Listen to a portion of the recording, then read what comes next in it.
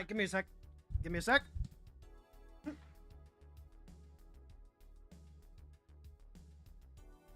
Good. That was very good. You can taste the oregano.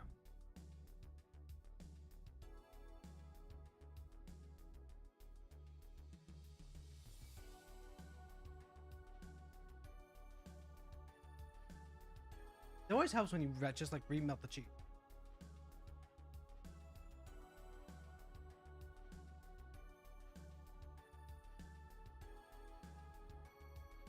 Dang. Let's double check something. Double check the Twitch feed. Looks good. Good. I feel like my profile on OBS is just like a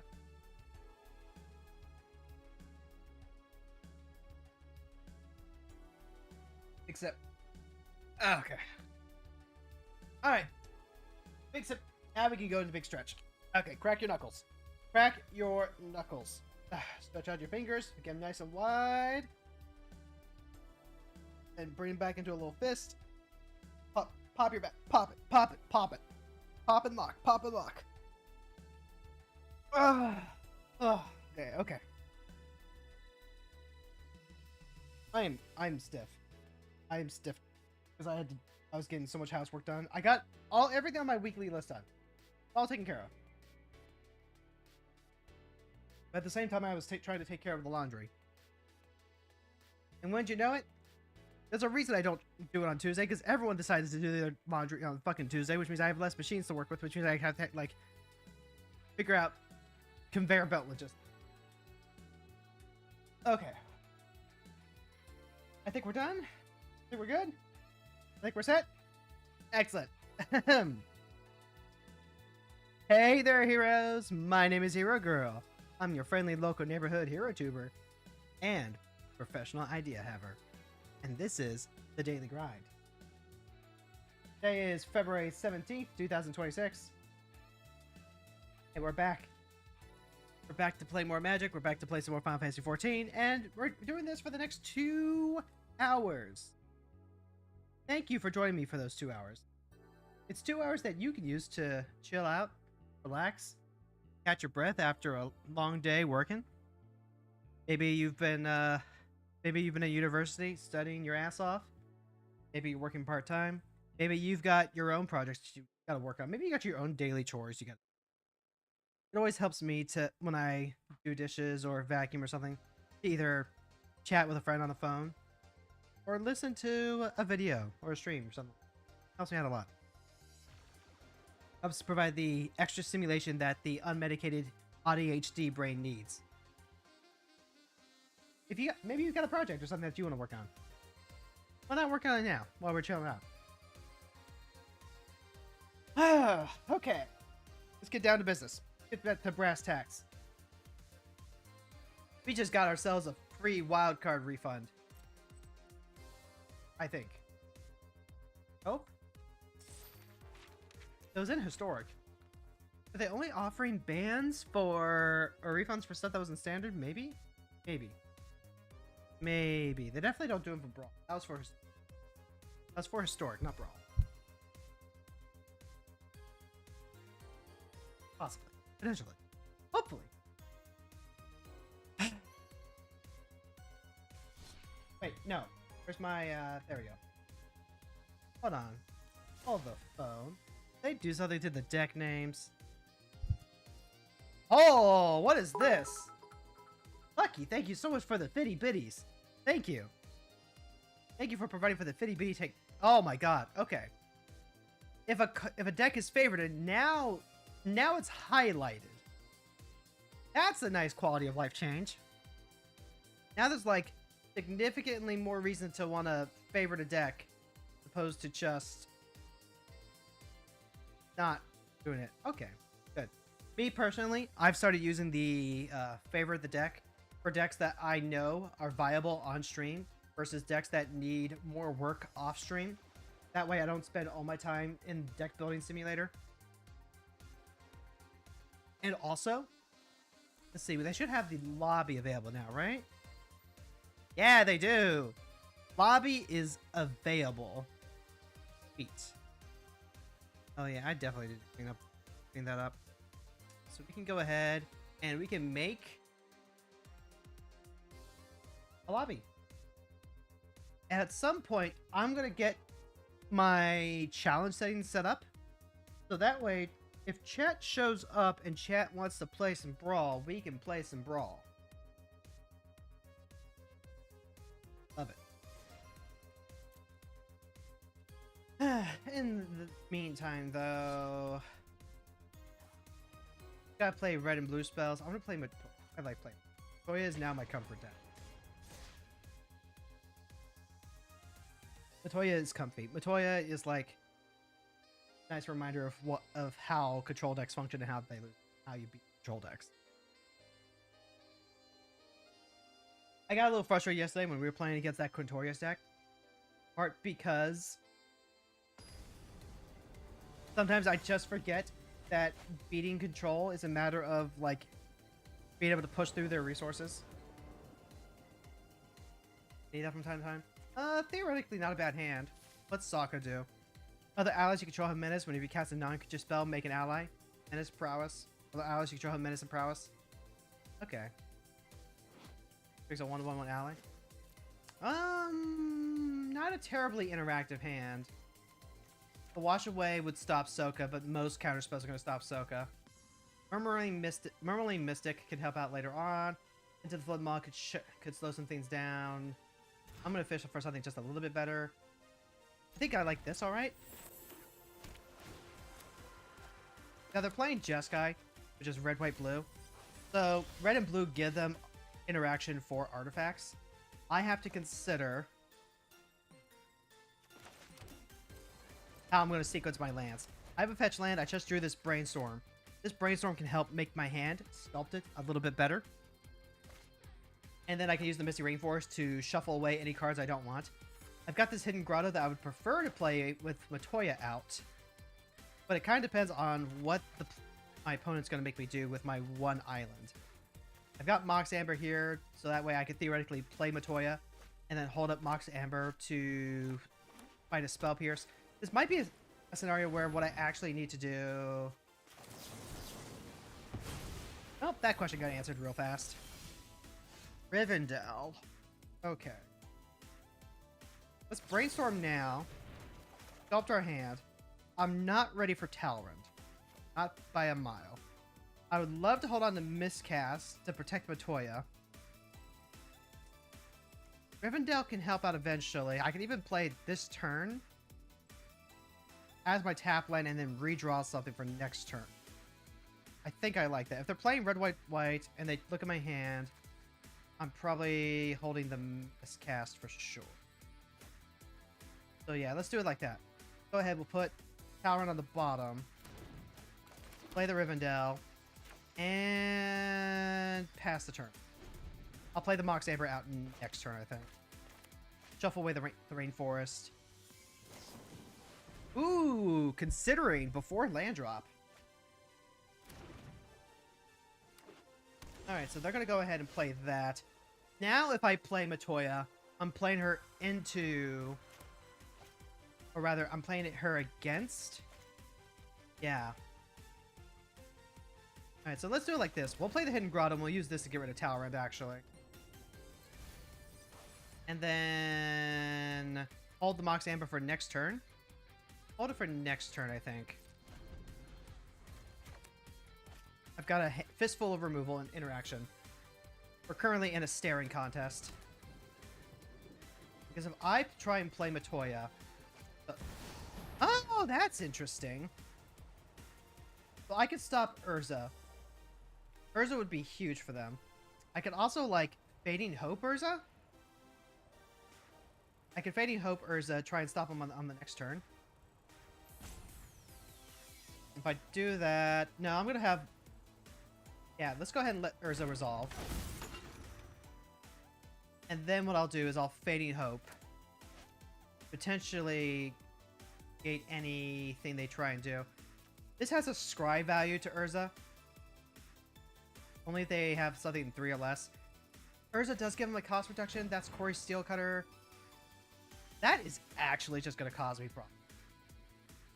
So let's go negate that. Yep. Pass. Bounce Urza. Now I get a free scry. Wari Disruption. That could be good later, but I'm going to say no for now. They'll make Pixie. Okay. I'm going to crack this fetch now. I don't want to get caught with my pants down and get into a situation where I just can't do anything. And then, like, as always, go ahead and tap your untapped lands first. Helen, thank you so much for the lurk redeem. Alright, if they don't have another land drop and they try and just, like, raw dog Soka or Urza, then we have a way to stop that. But I also have this miscast.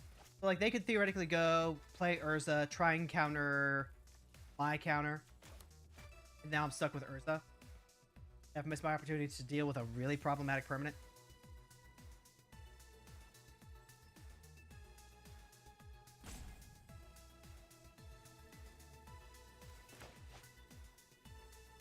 Latoya is not going to die to just about anything.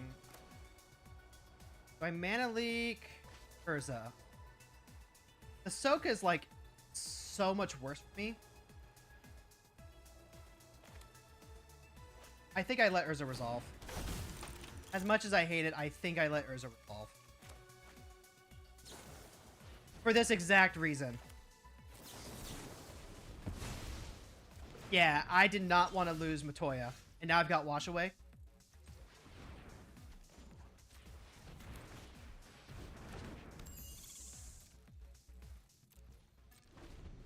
And now I've got 2 spells. I've got the tempo. As long as I can get through this turn, it'll make Pixie is going to start drawing us cards.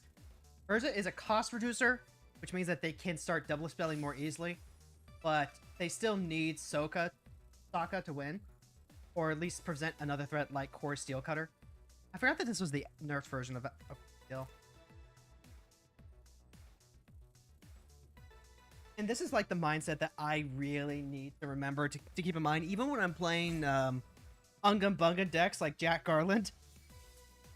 This kind of methodical deck. With Jack, I just get into such a I just want to push my buttons mindset. And sometimes it works out, sometimes it doesn't. Yeah, you can have the Cold Steel Heart. We don't care about that. That's more mana for you later. Urza is not going to matter long term as long as they don't get their art. And I'm not tapping out. Foul Watcher you. Yep, go combat. Swim with the Pixie. Prevail 1. Now we get the redraw. Omen Speaker. That is also a redraw that helps develop our board.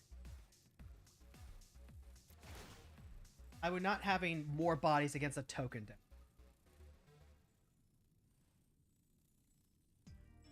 Although, admittedly, what I would really love to have right now is just another land drop. That's where the Jawari Disruption would help out a lot. Oh, got reshuffled. Excellent.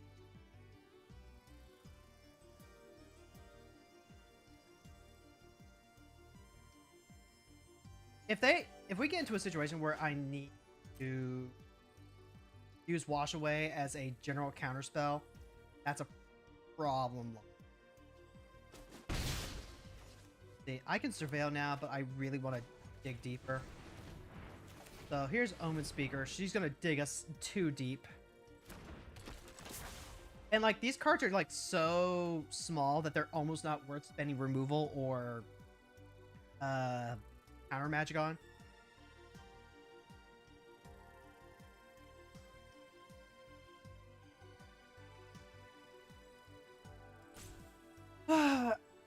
Oh god.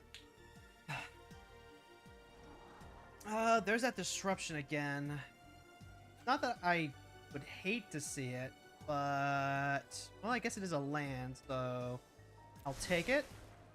And then the fairy is yet another redraw for next turn.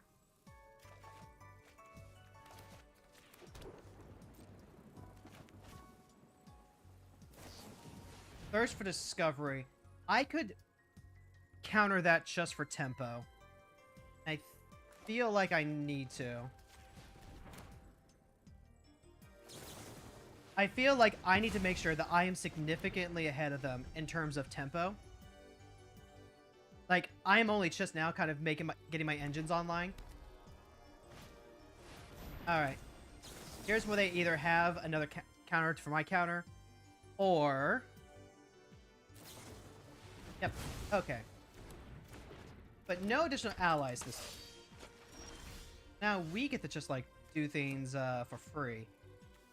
See, this is a scry 2. Let's do this first. It'll take us down a little deeper. Counterspell and unauthorized exit are really good.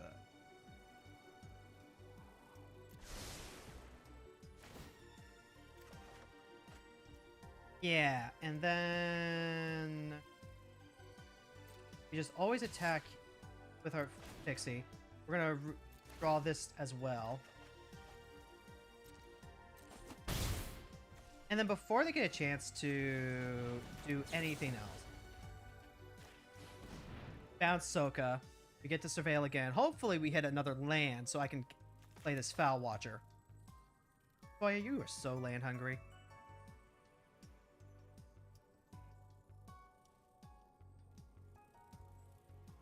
You've got 2 more flyers on, so the clock is now a little bit faster. This is currently a 7-turn clock. 3 damage each turn.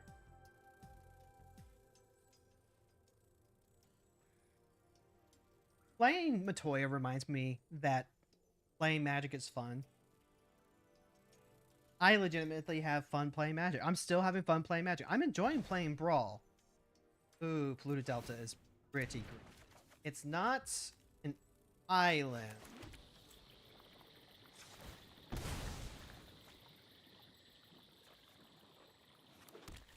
But...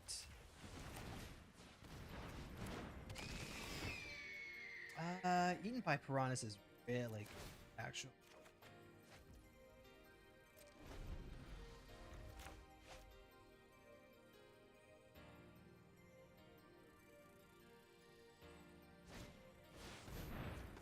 Alright. I'm gonna make them use their mana to counter my counter spell. And then I'll just eaten by piranhas on... Ah! Path to Exile. Okay, I'll take that.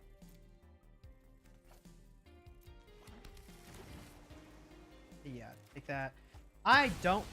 People need to stop playing Path of Exile in Brawl.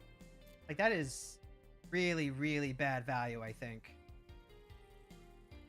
Maybe they have a wash away to counter Matoya.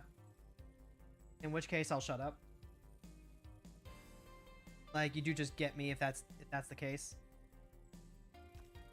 Opponent's really taking their time. But yeah, I love playing Magic. And I'm struggling to play other formats right now. I need to figure out why that is. Like, why am I struggling to play, say, Legacy or Pre-Modern? Is it because I don't have decks that I really like? There are some decks I like. I mean, part of why I play... You know what? I am thinking about it. And now that I'm thinking about it, I do have to realize, you know, I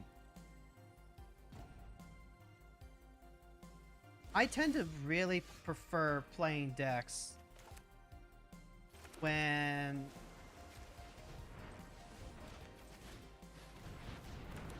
I have just, like, things I can do.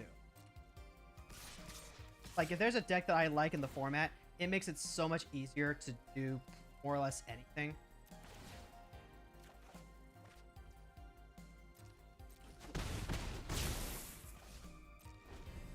It makes it so much easier to, like, enjoy a format. Kind of like a fighting game, right? In order to really enjoy a fighting game, you have to have a fighter. You have to have a character that just really does it for you. Yep, okay. Got Soka.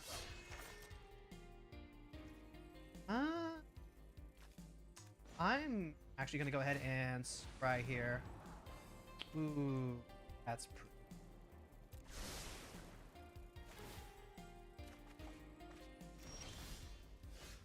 yep. Go ahead, tappa,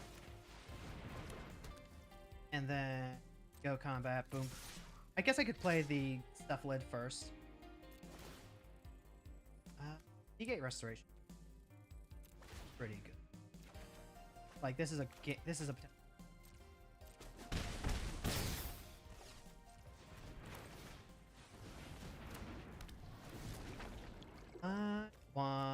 Crystal Grotto's really good. So is Witness Protection. Toss away Island.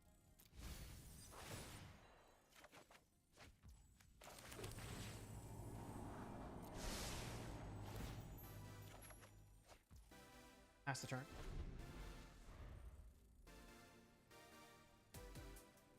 They have a Counter Souls out, which means that I can't counter any of their healing. 5, 6, 7, 8, 9. Yeah, I can Seagate Restoration at some point. With Force Negation backup. Also Mystical Dispute backup. I can even, like, go Rivendell first. Because Mystical Dispute's going to target anything that's blue. As additional cost to cast a spell, you may Waterbend 6, draw 2 cards. If the spell's additional cost was paid, instead shuffle your graveyard into your library. How about...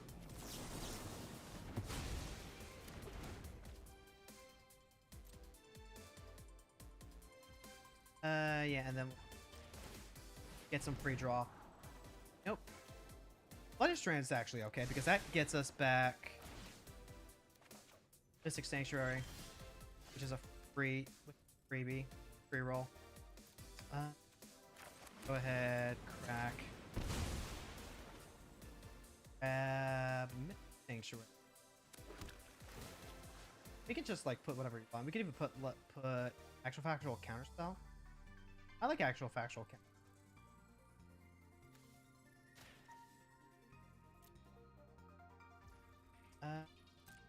Boom, boom.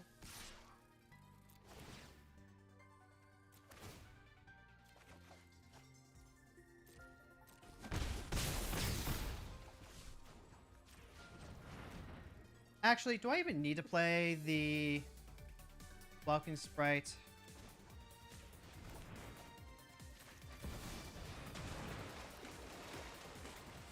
I really don't. I don't want to, like, go into a...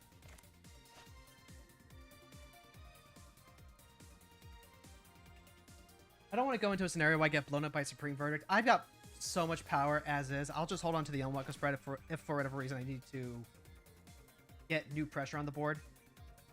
I've got Counterspell, I've got Force and pitching, maybe Witness Protection, Utter Insignificance as additional roll.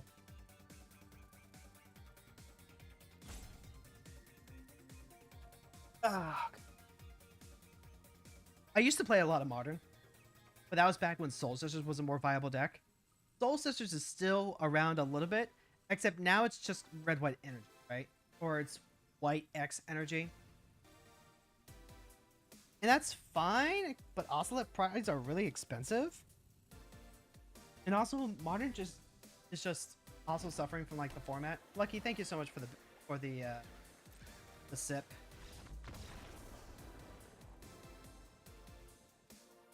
This is art. This is art.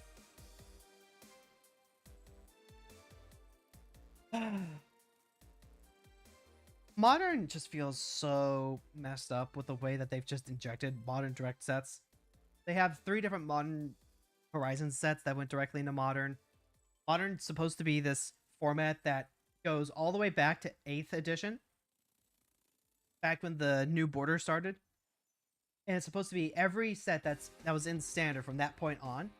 And it was basically, you know, Legacy Light, except they have the ability to reprint every card that's in it, so that way people don't get priced out of the format, quote. Except, now they're printing cards in Modern-only sets. And those cards may, in fact, be too powerful for Standard, So how the hell are you going to reprint them? Maybe in Commander decks. Maybe. Maybe another supplemental product. Like, they can. They have other options to do so. But it's just... Those 3 Modern Horizon sets and Lord of the Rings. Those are the big ones. Kind of turned Modern into a pseudo... What were our big counterpoints here? It was counter Quarry Steel Cutter, so that way they can't just like make a bunch of tokens ad nauseum. It was counter Swords to Plowshares with the miscast. Counter Thirst for Discovery, so they can't reload their hand. Eat. Counter Spirit Water Revival. Draw 2. This spell's additional cost was paid. Instead, shuffle your graveyard into your library. Draw 7, and you have no max hand size for the rest of the game. That would have been a total reload. So, Matoya doing Matoya stuff. This is why I love her. Matoya is a fun control deck for me because I get to play with just a bunch of cards that I don't get to play otherwise. If I play her like one more time, I'm guaranteed to finish out the day. Even if the games take like half an hour, like they're still good games.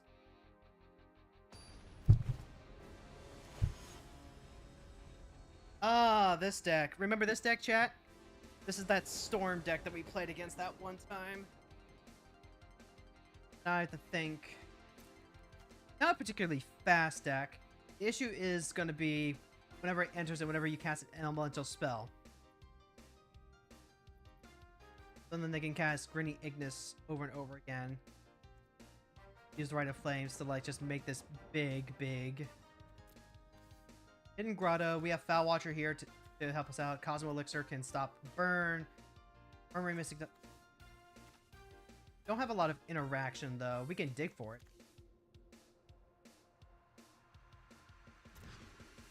This is a little sketchier, but it interacts more favorably. Each opponent's going to mill 2, which could be a good thing for them.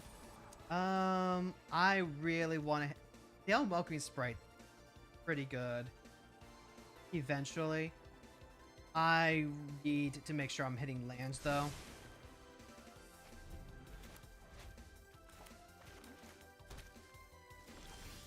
Jawari Disruption's kind of like a land if you squint at it.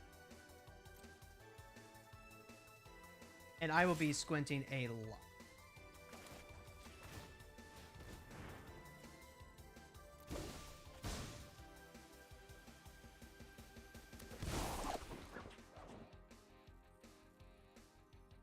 The Moon Circuit Hacket is significantly more bold. Okay. Try to draw a card. Well, neither of those is a land, but they do help out significantly. If I play out the Jawari Disruption, next turn I can play the Grotto, play Signet into Medallion, and kind of have something... It's a little greedy, but I'll take it.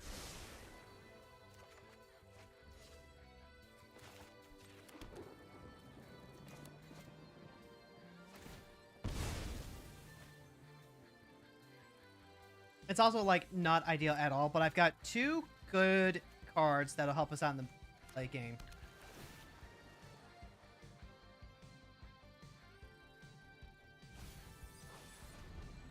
It'll also just involve us taking a whole turn off.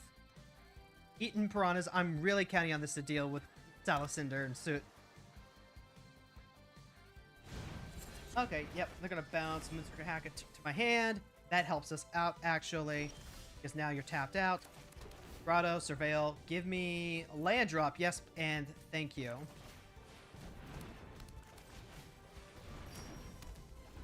There we go. Life is significantly better now.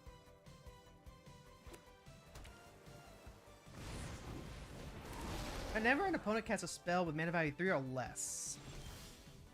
Yeah, okay. I have to worry about Wash Away.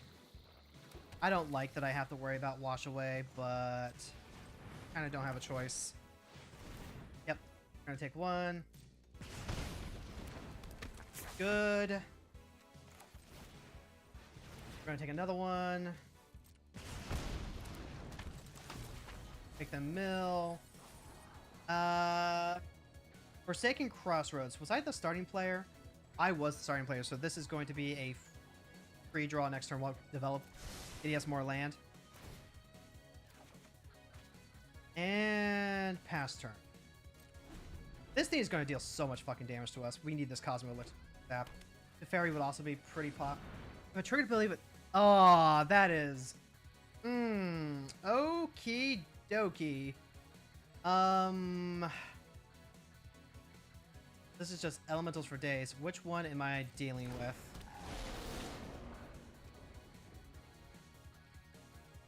Alright, Eaten by Piranhas has to deal with this, I guess. Oh, you've got to be shitting me. Oh, wait, shit. Fuck. Right, that just wastes my whole board now. Fuck, fuck, fuck, fuck.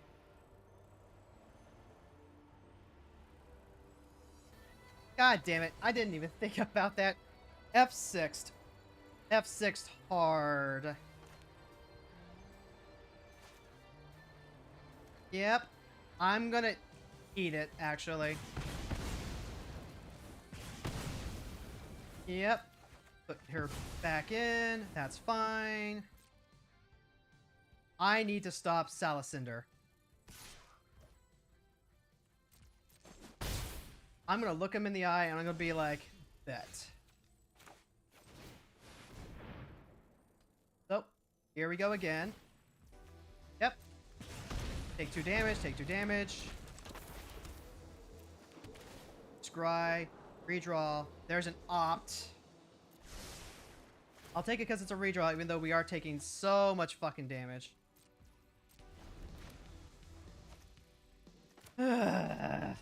I'm living so dangerously right now. Glad your niece isn't sitting on your lap right now. I am so sorry, Lucky. I am so sorry. I can't change who I am, but damn.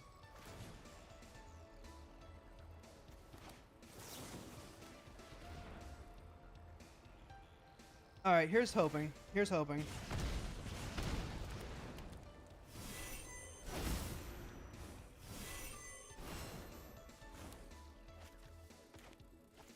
I'm gonna need to play this Cosmo Elixir out to help stabilize my life total.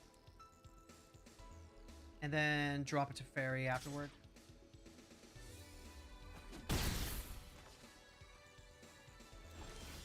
Yep. Add lots of land, add lots of land. Why don't you prioritize this? Now I have to think about anything else I'm going to do because this is going to be hitting me. It's going to be hitting me. I guess I play the wizard class so that way I have something else I can do. She's here but way over in the couch with your mom so she didn't hear. I guess that's just kind of always the risk, isn't it? Player of Denial. Take that because I really need to have an out. Scalding Viper's doing so much damage. Oh. I need to drop this Fairy Pilgrim like immediately as well. Yep, Rite of Flame. Oh, wait. Each add double red and then add red. Gotcha.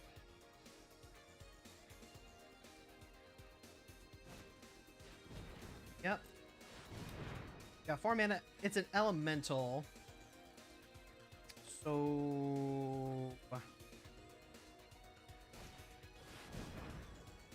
would draw a card except the first one.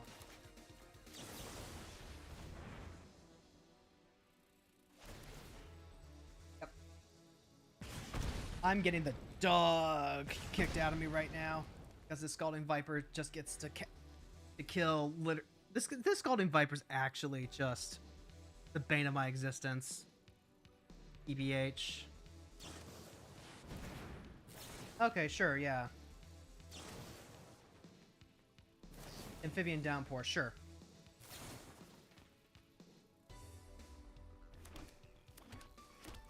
Yeah, don't care about that. Don't care about that at all. They'll attack with the Twin Flames. I have to give them back their Salamander. The game ends to return this creature to its... Yeah, I thought so.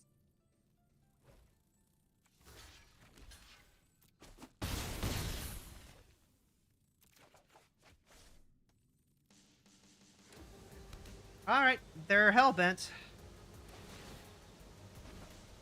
I'm taking 3 from this Twin Flame Traveler turn. I can spend 6 mana, and I can put Matoya back out. I'm gonna take 2 damage, then 2 damage off the...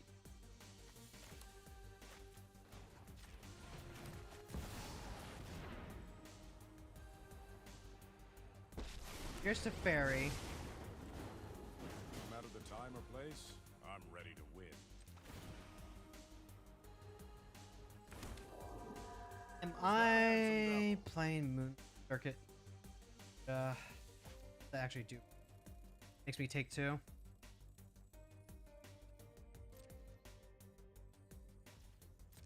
Gotta try and be patient.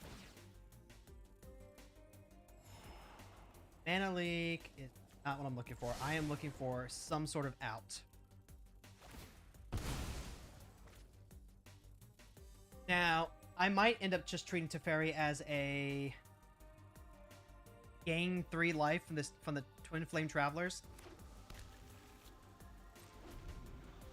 I have this opt here, which would draw me a card. That's not going to be enough to save Teferi, though.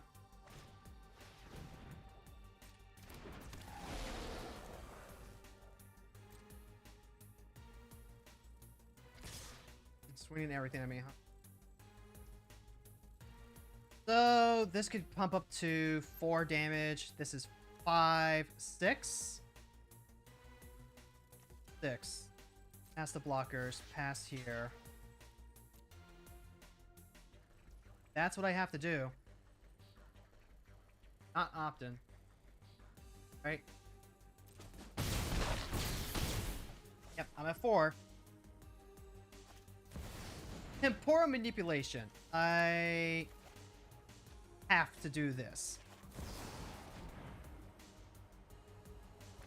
Yep, I'm going to take 2 damage. I can essentially cast 1 card a turn with this elixir. That is what I can do. I need to find an answer to this fucking... I can't play Matoya. I can draw a card. I can make a blocker. I have to go... Make a blocker. Then I have to go 1, 2, 3. Draw 2 cards.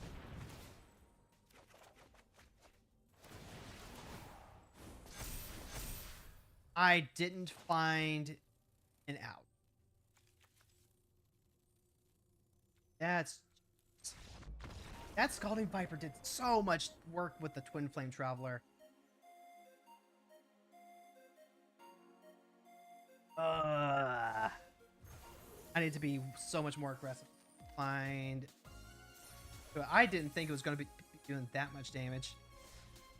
But the Deviler just, like, pushed it over the edge. And it's almost like a silver bullet because my entire deck is built to play nothing but small cantrips. Target player... Make a trade token that's a copy of the Kithkin. Make a Kithkin. Target creature control gets 3/3. Fight.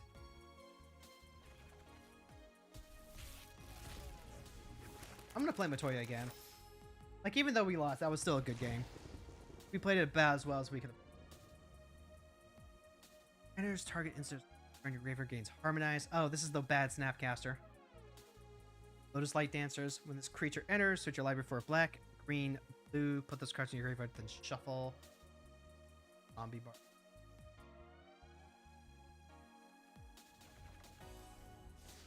Yeah, I'm gonna play.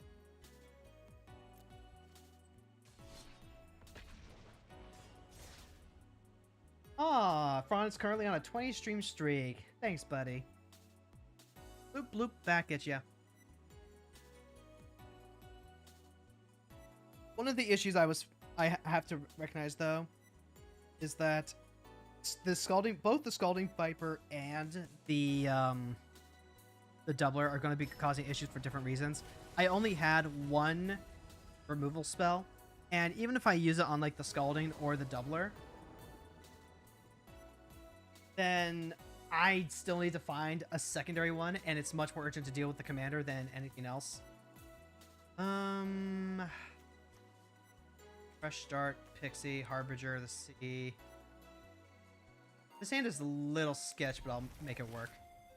Oh god, why are you opening Tarkir Dragonstorm packs? Because they were free. They came in the past, Fran. Did you think, Fran, you didn't think I was actually just like buying Dragonstorm packs, did you? Why would you think so little of me?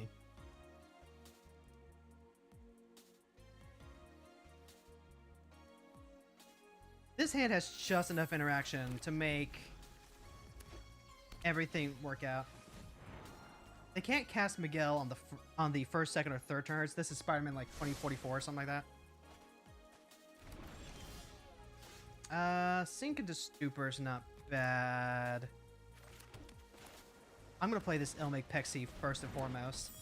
It could just like eat removal, but then I have the option of going to Harbinger of the Seas. Okay, they're gonna brainstorm first. Inform the decision that way. You didn't think I was buying Dragonstorms, but that's why you were asking?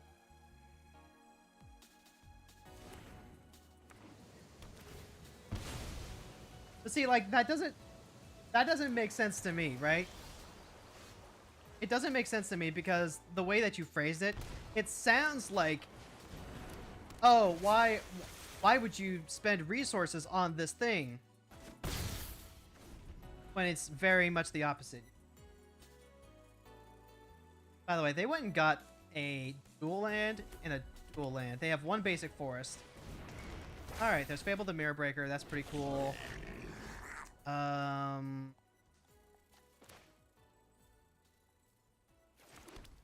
think I 100% use Fading Hope. The question is just, deals damage equal to his power to any.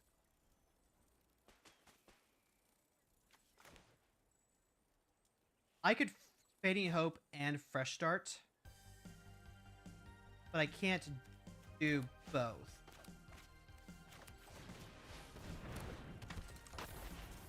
If I Fading Hope now, I get to attack with a Harbinger of the Sea.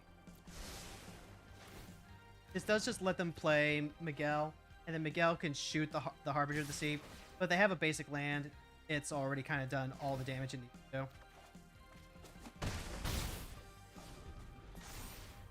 So I would actually rather them shoot the Harbinger as opposed to Pixie, and then I can always fresh start Miguel on the next turn. Also, like, to be fair, you could have been fishing for a Mythic or something?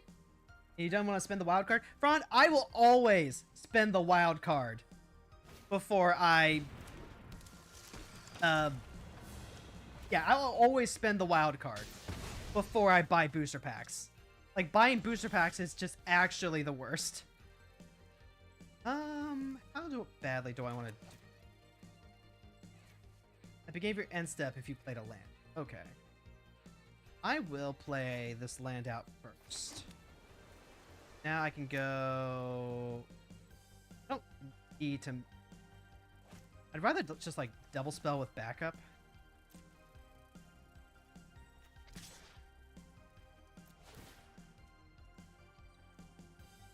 Moon Circuit Hacker Ninja. Your services are currently not required. Rainstorm.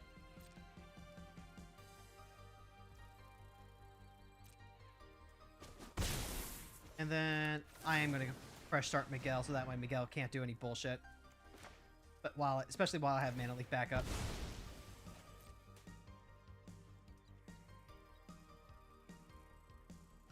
And then hold the...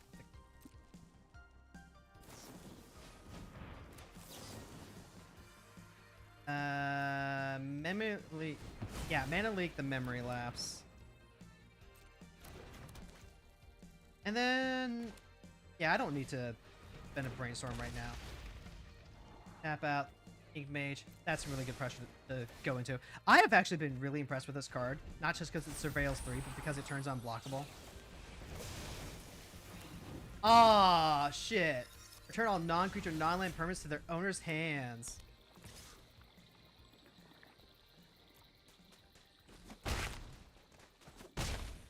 And then they have to... Yeah, okay. Okay, I see what's going on. Let's surveil first. Or brainstorm first? Yeah, we'll brainstorm first. Now I get to do stuff. I've got fetch land possibility. Into the Flood Maw. I don't think this is what I want. I also just like don't have any. Put back this island. I do have 3 islands available though. So then let's go.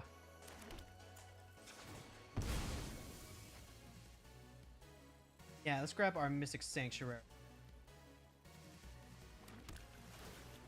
Now we can go ahead, put Mana Leak back on top.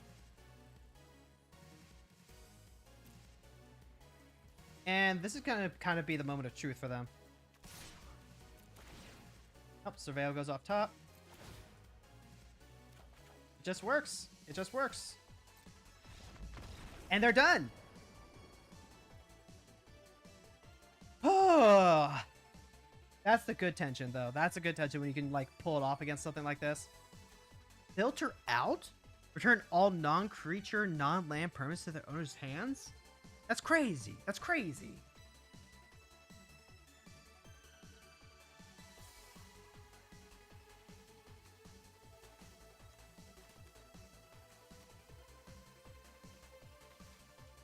Most of the mind. Power is equal to the number of cards you draw on this turn. Whenever you commit a crime, you may draw a card. Like, Miguel is just a really strong card. It's very Sarah Avenger coded, right? Because you can't play it in the first 3 turns of the game. And then because he's your commander, you can just shock anything. Sometimes you can, like, more than shock. So, sometimes just, like, removing him from the board doesn't actually do anything.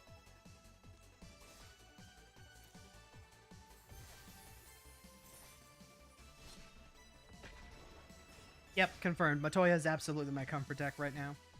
It's just kind of all reliable.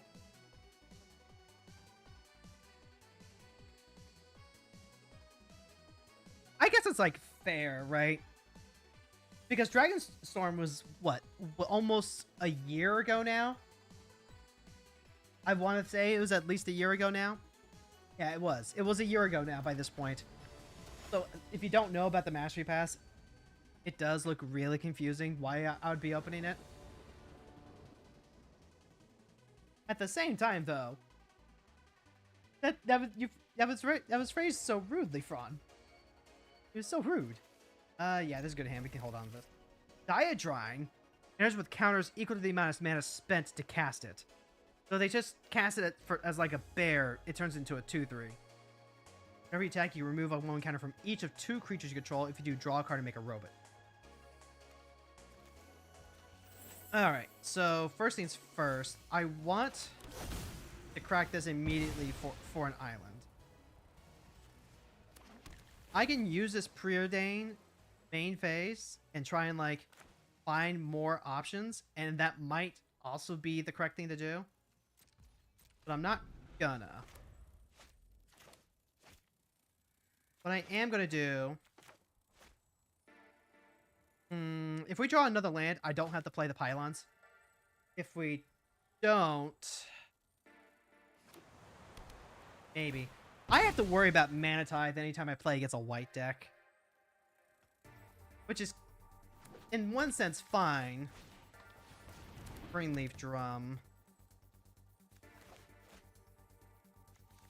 If I have to hold up Wash Away, that I don't really want to tap out, do it. I really don't. I'll play the Pylon. Because I need to make sure I hit another land drop. And then what happens if they play, if they get to play this?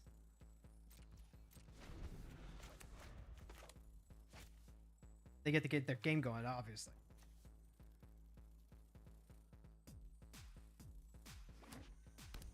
I would like to get this Sapphire Medallion to... As long as I'm holding up, like, some amount of blue, I am threatening counter magic. Talisman resolves. Yep. Can't do anything about that. Wizard class.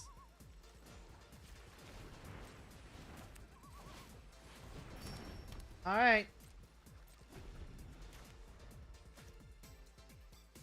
We are officially in Pray for My Life territory. They're gonna go so tall. My enchantments don't do anything here. Like, they might stop some of the bonus effects, but I really need bounce to reset anything that gets really fucking big. Like, they could have the Mossborn Hydra. Also that's a really big one. Oh, and they just have, like, actual factual handback blocker. Okay, yeah. Yep, and now it's a 3/3. Alright. Another land, that's always appreciated. Always cast Matoya, because Matoya is going to be one of our few outs here. And then... I need to cast the Pixie. I need the Pixie on board, and so that way we just have a consistent draw engine online. I don't have time to be messing around with Wizard class and Moon Circuit Hacker. Moon Circuit Hacker is just going to be non-viable here. They could, like, even just cast Diadring and then recast it if I counter it. At which point the Brawler just gets really huge. Yeah, I need to find something to bounce.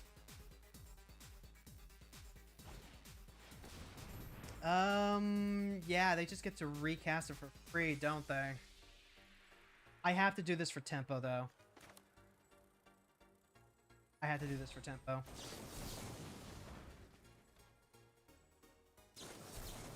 Oh my god, who hurt you? Who hurt you that you're playing Veil of Summer?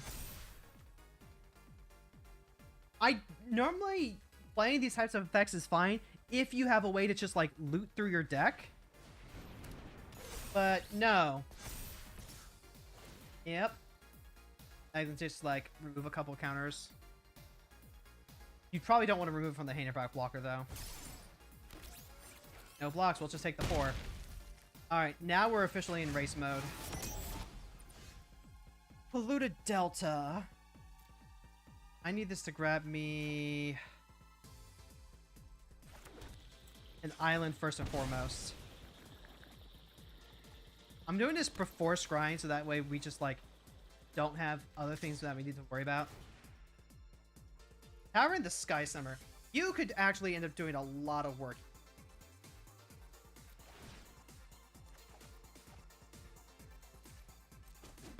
I'm not going to use Moon Circuit here.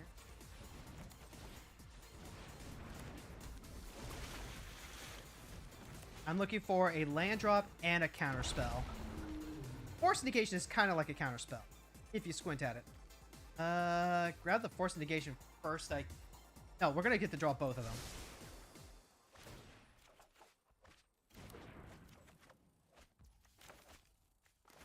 Oh, I already played land for turn?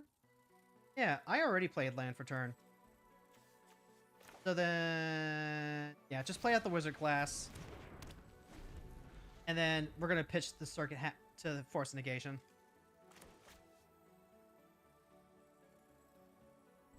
And, like, I just have to live with this.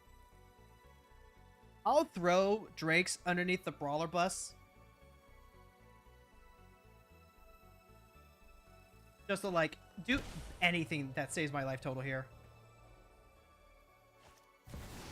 That's... yeah, whenever another creature enters, put counters on it where X is its power. Fortunately, Bird of Paradise does not have power.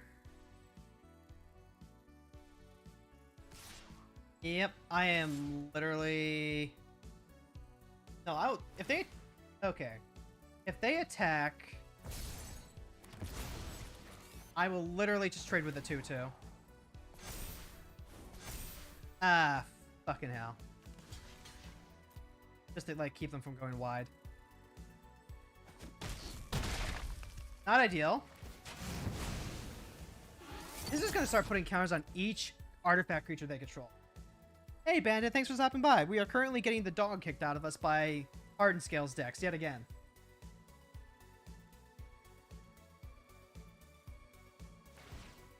Yeah. Okay, yep. Brawler is too heckin' big. I can play Cosmo Elixir. Cosmo Elixir helps us out in the short term, not in the large term. So... Alright, time to draw some cards.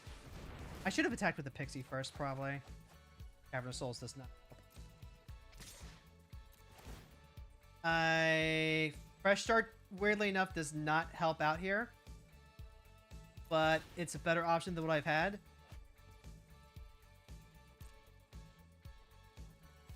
Ah, shit! Right.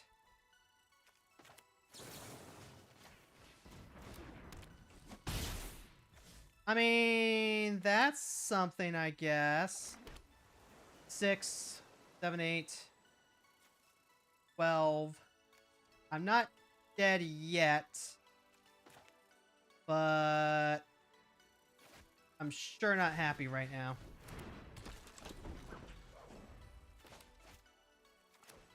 And now my Force Negation's offline anyway.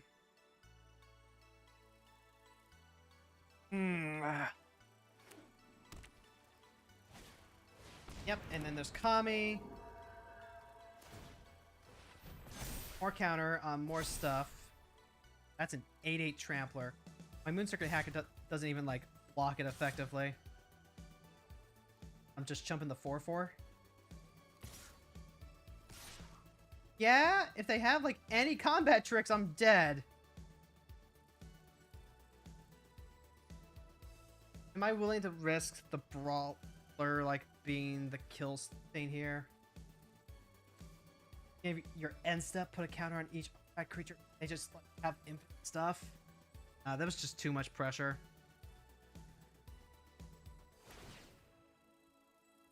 Yep, and now they get to draw a card.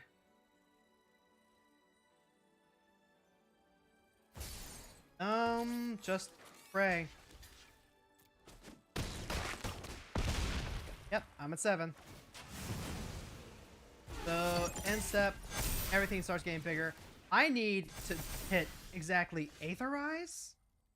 I need to hit exactly 8th for something, for any of this. Alright, so I guess it begins. Okay.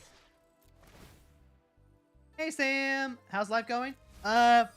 Honestly, we've had some really good games today. This is not one of them.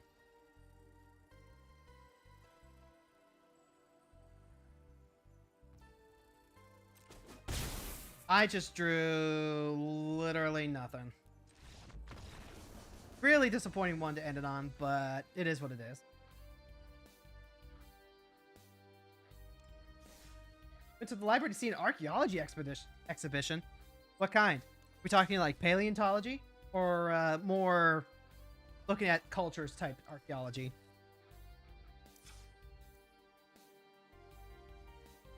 Yeah, if you look at like our removal suite,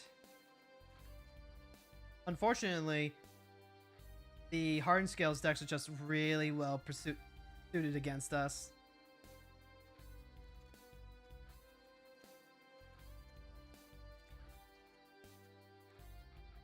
Whenever you scry, so I look at the top card of your library and you may cast them. It's so weird. You would think that this would actually be really good, but I just have not been in a situation where I can actually play this and then turn a corner. Like, this is a 6-drop that doesn't just close out the game. It's just more incremental type stuff. Ah, the archaeology exhibit was replicas of clay and gold objects made by local natives. Nice! That's really cool. I like that. Cultural archaeology is like, you know, archaeology that I think a lot of people forget is one of the main points of actual historical setting. Yeah, okay. So, like, we had a fresh start to deal with the brawler before anything got really big out of it. We have our planisphere, which also gets big. We had our wizard class out, actually. And maybe if I had, like, turbo rushed wizard class, we could have started making, like, a much bigger blocker to help block some of the cards. I guess that was an out. But I don't know if we had time to really set that up. Or if I could have afforded to just take turns off in order to set it up. Player denied. Harbinger. Crystal Tower would have bought us a turn. Crystal Tower would have bought us a turn. We had Aetherize in the deck, so like we did have an out that we could draw into. Armoring Mystic would have been like Talrand. And I think that was just a game where, unfortunately, they got started a little faster than we could keep up. I am absolutely cutting this Planetarium of Washington, though. It's just not the payoff card I'm looking for. I need my high-end cards to be like Teferi, where they are really good payoffs. Formerly Mystic, Talrand, those are good payoffs.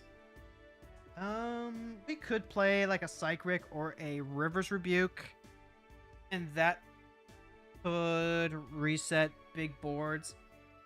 There is something to think about with the fact that late in the game, you can reset it as a way to just buy a turn. And then they redeploy everything. It doesn't really matter if you were able to count everything, because like now they have to rebuild everything. Wipes out all the tokens. It might be a Rivers scenario. But I want to take a look to see if there's like anything else that we could theoretically run. I don't think it's any of the fairies. It might just be... I don't think it's like one of the big creature enders, right? Like, we're not going to be running a Hullbreaker Kraken for.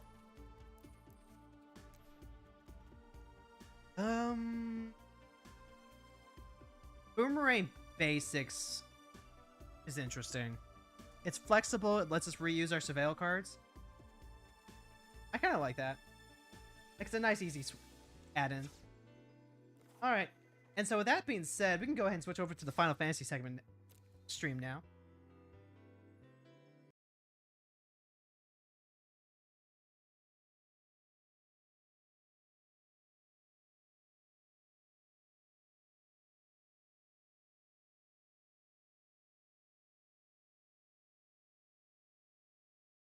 Last year, my wife and I took our husband to Calgary, all the way out in Alberta. And they actually have a huge dinosaur museum up there. You know, part of what Alberta's infamous for is their oil. They're basically Canadian Texas. But they also have a massive dinosaur museum, in part because, like, where do you think all that oil is coming from? It's coming from all the fossils that are up there. And so I just got to see so many pictures of actual scale dinosaur skulls, skeleton replicas. It was amazing. Gorgeous, even. So many pictures. And the museum is right next to a town. Like one of those small, miles and miles away from literally any other civilization town. And everything there is dinosaur themed. Like, this is a town that lives and dies by its tourism from everyone visiting the dinosaur museum. And I both love that, and I also feel sad for it. Like, what if you grew up in Dinosaur Town, but you don't like dinosaurs? What if you're like a kid growing up in that area, and you don't got any friends, and there's no realistic way that you can actually visit anyone? I'm done with this. Or, I have not done the Zundu quest yet. Yesterday, I spent all my extra time playing Digimon with wife and husband. But you know, what if? What if? Also, I need to double check something. Okay, my paladin is at 8. That's good. That's where I want it to be.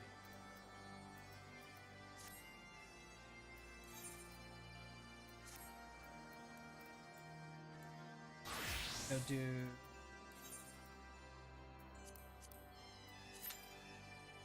And I think in C.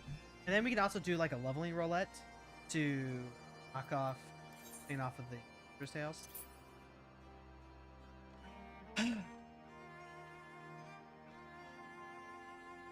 There was you know, like a computer geek squad type store in there. There were a couple of independent stores. It was weird. Like, there were a couple of hokey stores in there. There was a game shop, like, had trading cards and stuff game shop. And at the same time, I'm glad that it's there, but then I'm also thinking, how much traffic and business are you actually getting here? Like, what's the business model look like? Are you making enough to clear your overhead? I can't not look at these small businesses and think about that stuff anymore. Like, I see a game shop and I used to be like, oh, it's a game shop. This is great. I can check out the stuff and it's always gonna be here. And just after having worked at the game shop that I used to work at, no, it doesn't. It really, there are so many issues with it. At one point, I remember Lila was floating the idea of, you know, opening her own store because one of her local stores was being so awful. The truth of the matter is, I would not want to wish that on anyone. I would not want to wish having a small hobby business like that on anyone who is not prepared to basically work a lot of unpaid hours and a lot of sleepless nights to get going. And you can just like have small business ventures, right? Like, you can basically try and run the grift so that way you can get your bulk discounts from suppliers, sell all the stock off to your friends, acquaintances, your contacts.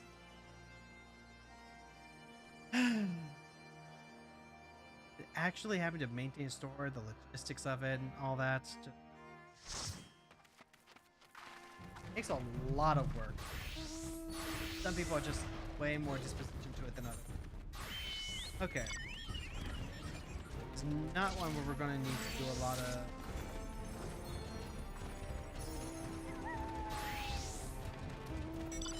I'm not gonna need to consider it.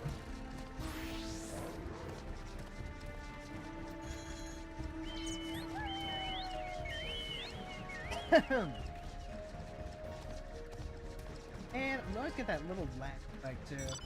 I wonder if it's one part VTube Studio, one part streaming to YouTube. I wonder if that's it. Like, VTube Studio doesn't normally have these issues, but it seems like the multi-streaming with VTube Studio is what's causing the issue. So I'm either gonna need to figure out like what to do in terms of what I can do to upgrade the computer, which good luck with all the fucking parts that are getting eaten up by fucking AI, fucking investor bros. Or I'm gonna have to switch over to using PNGs at some point. At least, like, maybe even for the, like, just the Final Fantasy portion. It's less of an issue when I do Final Fantasy Friday with Tron. Because when we're playing Final Fantasy 8, Final Fantasy 8 and Final Fantasy 14, we can go ahead, we can use our Fugis. That's all well and good. It's thematic, it's cool. It just works.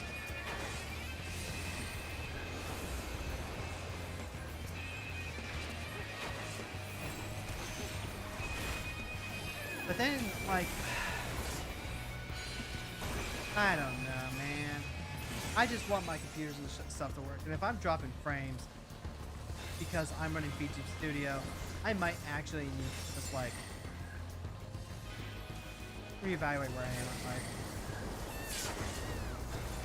And like, this is kind of just the minimum programs, right? So I'm running Final Fantasy. That is literally the minimum. That to do a stream, you gotta have the thing that you're gonna be doing. Okay, technically I could just do like a yapping stream. I could literally just hang out my lobby and yap and talk and chat and not do anything else. So the minimum is actually OBS.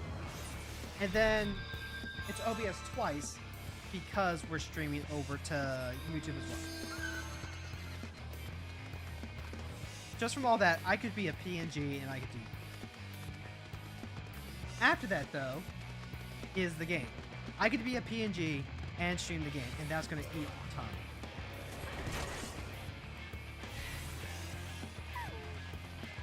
Ah, yes, the hunt is on.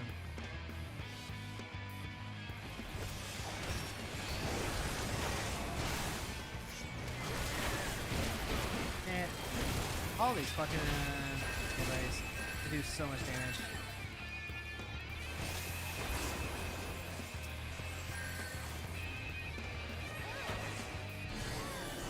Got a little streamer locked in. What's it got to do, right? What's it got to do? I wanted to start streaming to YouTube. I wanted to start streaming to YouTube because I realized when I was watching Kate Lovely Momo, when I was watching her VTuber debut, I realized that it is just so much easier for me to watch streamers on YouTube than it is to watch them on Twitch. And I don't mean just like watching the VODs either, because I don't watch the re-uploads. Watching re-uploaded VODs when what I want is the live performance feels like watching leftovers. If I can be honest, I understand that that's not an issue for a lot of people, and in fact, I have gone back to watch some streams after the fact because I'm curious about how things turn out. I'm curious about how, playthroughs go. I started watching Hen Enemy's Armored Core 6 playthrough, and I was enjoying watching that mostly but part of why I don't watch as many streams on Twitch is just because of ads, right? Maybe it's because YouTube has way less ads. Yeah. Literally just about to say. Maybe it's because YouTube has less ads, or maybe because our ad blockers on YouTube are a lot stronger than our Twitch ad blockers. Our Twitch ad blockers did get a lot stronger now that we've switched over to Water Fox, by the way. Also, guys, I don't feel bad for me if you end up using ad blockers on Twitch during my stream. In fact, I encourage it. Like, theoretically, you can get rid of ads by subscribing, and I would always say yes to, more subs. I do love me some subbies. But never at the cost of, holding people hostage for ads. Would absolutely prefer that you block my ads than feel like you have to buy a sub just to avoid them. So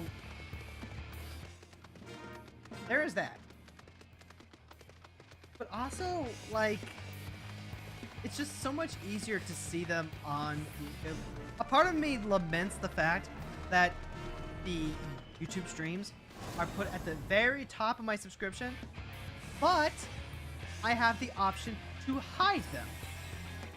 Like, I have the option to say, you know what, I'm not interested in keeping track of this particular stream, so I will hide it. And sure, it's a little tedious, whatever.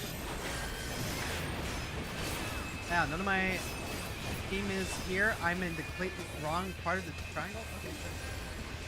Buy a sub if you want a long sandwich. I do want a long sandwich. Actually, no, I just had a long sandwich yesterday. I'm good. Had a good old meatball sub. I've actually started getting, like, those frozen meatballs, and I'm slow cooking them in marinara sauce for like 2 hours in our slow cooker. And they turn out perfect that way. Just heat it on low for 2 hours. It's out perfect. It means not only can I make my wife significantly better spaghetti, and I can also just have a meatball sub. Just slice some provolone on there. All that good. A Wonderful Life. Okay, I need to actually... Or do I? But, oh god, what was I even going on about? Something about ads, something about watching YouTube. Right. It's easier to participate on YouTube. It just is.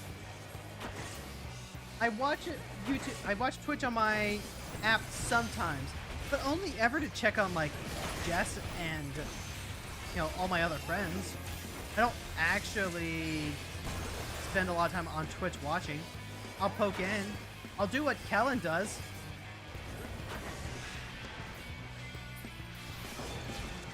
I'll do what Kellen does. It's just like, hey, you know what? Show up, show some support, make their rounds. Body on out. What the fuck? We're getting fucking pelted. And I try and do that, but it's just so much easier on YouTube. If my friends were multi-streaming to YouTube, I would definitely be checking out the streams a little more properly, possibly. I mean, I definitely would have do for Lila. Actually, I tried to check out one of Lila's this morning, actually, but she's not archiving her VODs, and she's not archiving her VODs because of the music that she's using. It's not like Twitch is gonna get in, not like she's gonna get in trouble with Twitch. It's just that those are gonna have segments where anytime she's not talking, it's going to register the song being played as a copyrighted song, and it's gonna mute it, which is horseshit, absolute horseshit.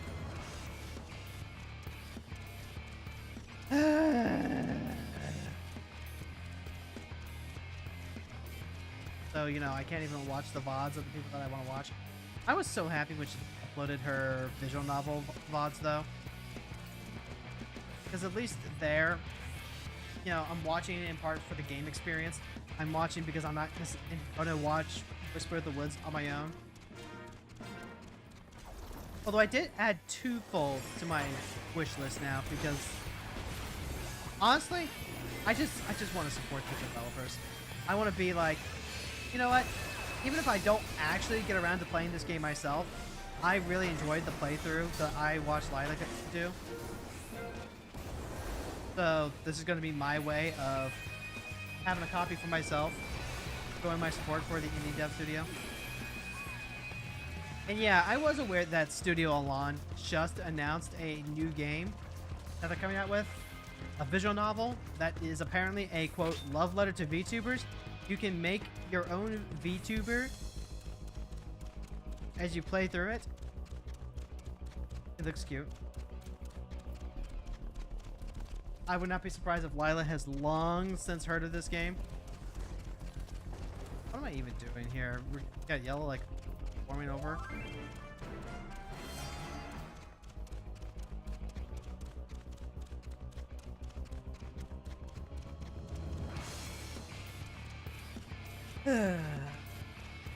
I told myself I was gonna study a little bit more Spanish with Pedro last night.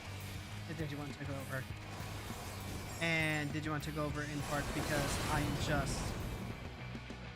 trying to find like more things that my husband will be excited about and get into. And hopefully like Digimon being one of the things that he really likes, especially with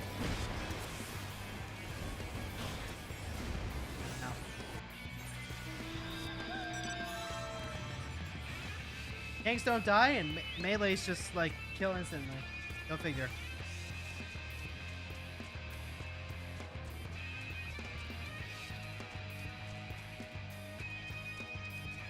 I'm trying to figure out more stuff that we can do to help us out, so... I'm gonna hit Lila up to do some online games at some point once I know a couple of decks better. You can do camera games, theoretically. Camera games are tough because you have to actually set up a camera. Shocking, I know. But there is like factual trade-off to having to set up the webcam and then being able to get so that way you see what's going on. I set up a hand cam for that express purpose at one point. And it was fine. I wasn't too happy with it. I have a squid that can act as a camera holder, but then just it clutters up my desk so badly. At one point, I thought I could set up the other half of my desk. So I've got one of those L-shaped desks. I've got the L shape to the right of me, so that way my arm can rest on it. I thought I could set that up as the camera, but then I was like, ah, shit.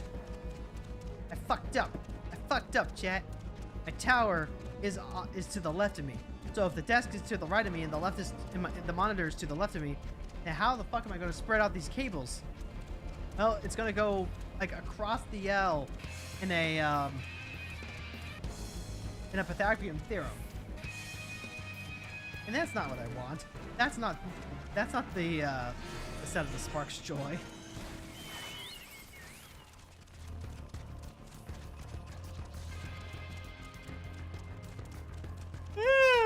And I'm just like, God, I am so sleepy because of the aforementioned that I was doing earlier. Change is scary. Change is awful. I lament sometimes that I am not being the change that I want to see in the world, and that I am just being my usual autism self. The fact of the matter is, I relish being the Swamp Witch. I relish living in my own little cottage away from humanity, away from civilization and everything else. I still have the bills and everything that I'm paying, but for the most part, I am left alone. I do not interact with people. And for the most part, that makes me happy. I can get through the socialness because I have both of my partners. And for me, that is plenty of social interaction, except I'm not getting enough social interaction from just my partners, so I have to interact with people. Why do I have to, you know, leave my little bog cottage? Why? Change with an ADHD brain is awful. Sometimes it's exciting, sometimes it's the worst. It's true. It's true. Like, there's a difference between change that is novel versus change that is disruptive. Now, unfortunately, there's usually just too much of the former and not enough of the latter. Oh man, I did. Quote, I remember when I was like, what, 8, 9? Didn't want to go to my surprise birthday party because I wanted to know where we were going to. And if my family would not tell me, then I was not going to go. Yeah, ain't that just the thing? Because, like, I have always wanted a surprise birthday party, but the problem is, if you ask for a surprise party, then it's no longer a surprise, right? You just kind of how the hell did we win that? You just kind of have to, like, talk about how much you love surprise parties, and then hopefully someone will pick up that you want them to throw a party for you.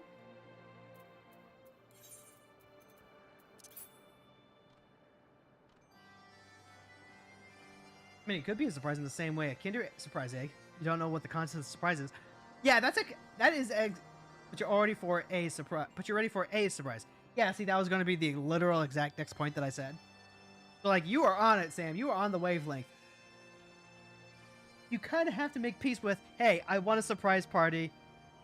Don't tell, you know, like, or just organize me a party and then don't tell me about it. And, you know, hopefully you're on the same page with the person that you're talking to, and they're like, they go, okie dokie. What do I want to? I haven't done job quests for Dark Knight or Fear. So we're just gonna do one for Gunbreaker. Probably go spend time.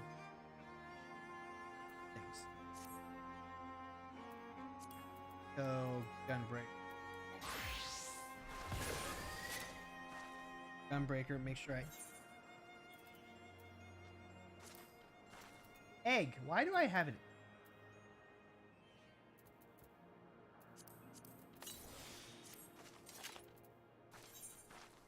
Yeah. I'm gonna... Oh, you're kidding me! The leveling is DPS? What? Tragedy. This is the...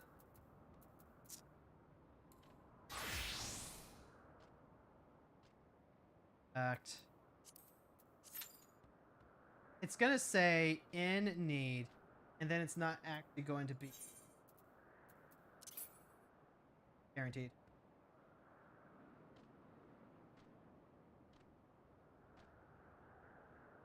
Technology limits, am I right? Neurotypicalism, am I right?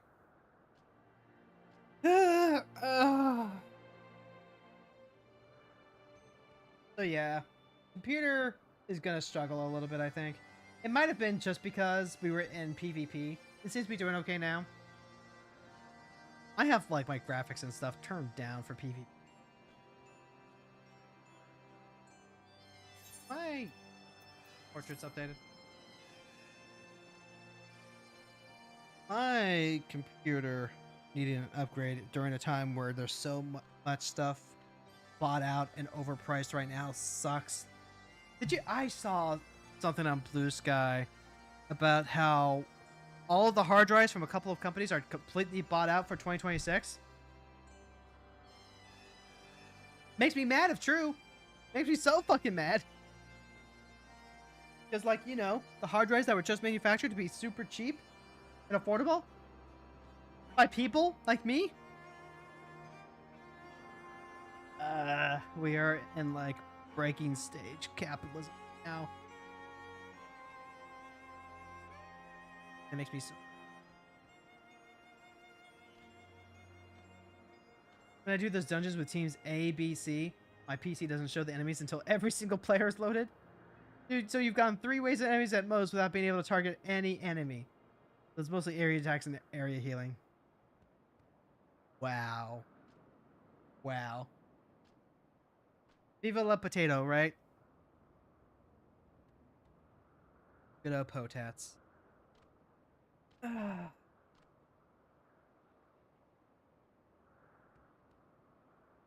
What am I gonna go? Ah, that's right. I had a tangent where I was talking about Digimon and trying to get everyone into things. So, like, there are Digimon locals that we can attend, but it's on Wednesday. And unfortunately, that goes back to the other problem, which is we do not live close enough to my husband's workplace for him to have an easy commute to the game shop. We need to move. We need to move. And that is going to be like the most disruption, but with the best results possible if we can swing it. Housing in the Vancouver area is too fucking expensive. I don't think I'm breaking any new ground by saying that. In fact, this may in fact be the most frozen cold take, period, that housing in Vancouver is too fucking expensive. The worst part is, the area that we want to move to so that way we can be closer to a hobby store where we can go and play trading cards and other stuff with human people. That area is so fucking white. And you know what happens when a bunch of white people live in the same neighborhood of a city? It's fucking gentrified and overpriced. Right now, we're only able to live in one of the suburbs that we are because, like, it's one of the lower income areas. Like, it's not a bad area by any means.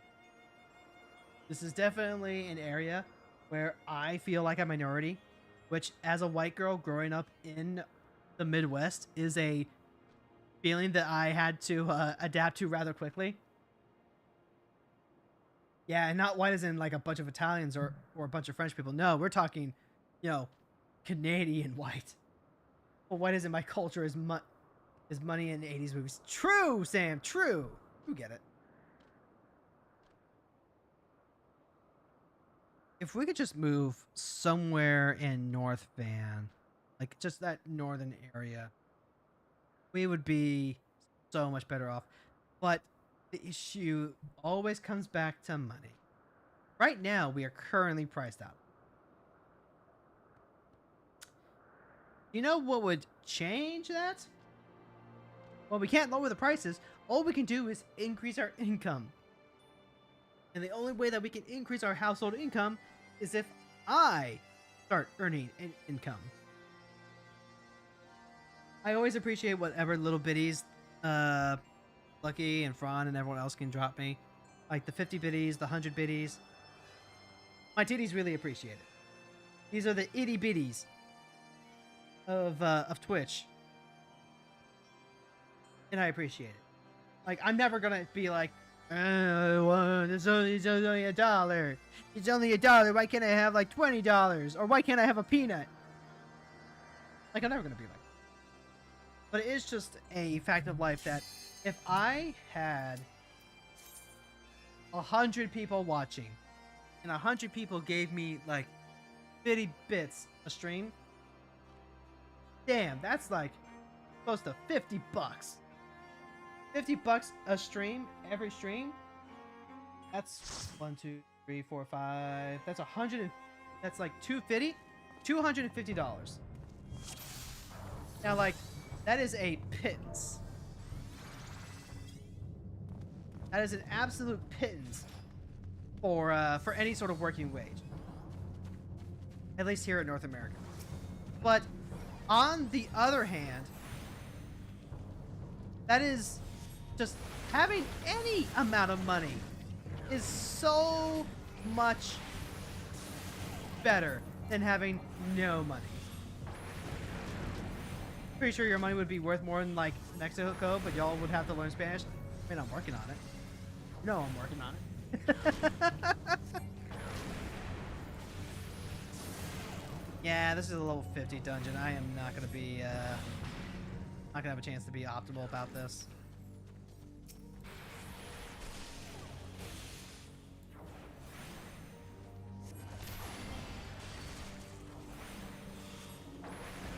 Oh, we have a sage here too.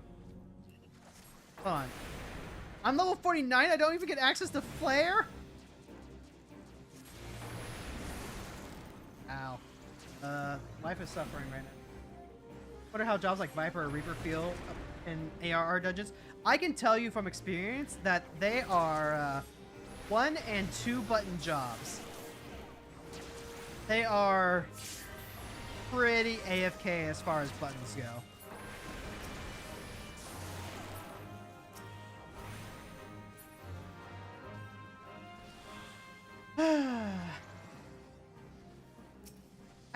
And like, actually, so like, I can say this too. I have been playing Reaper and Palace of the Dead whenever I do my Palace of the Dead grinding. It just felt good to me. And it feels fine. Like, the level 60 cap feels fine. But it's nothing to write home about. I need to make sure that I am on the map of things and stuff.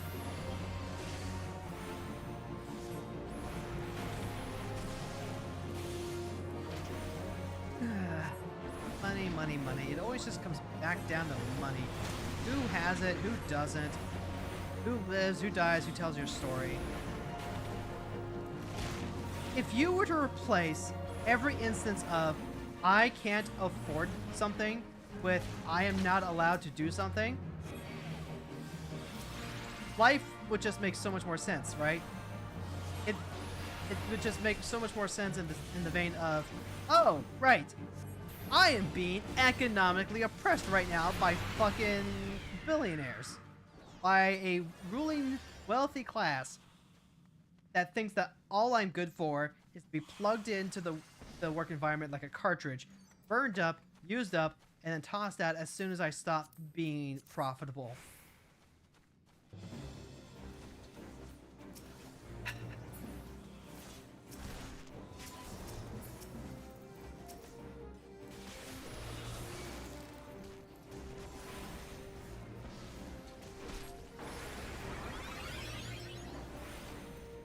Oh, they got rid of the seedlings. Okay.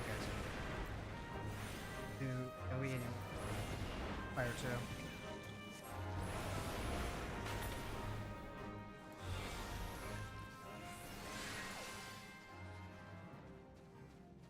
too? It all just gets so